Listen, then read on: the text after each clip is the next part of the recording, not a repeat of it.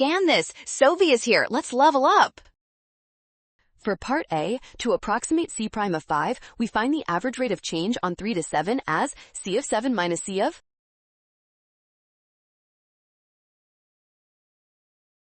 Celsius per minute. For part B, the left Riemann sum is 3 times C of 0 plus 4 times C of 3 plus 5 times C of 7 equals 985.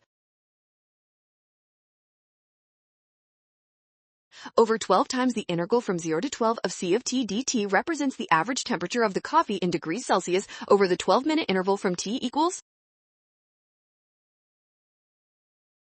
Fundamental theorem of calculus gives the setup C of 20 equals C of 12 plus the integral from 12 to 20 of C prime of t dt.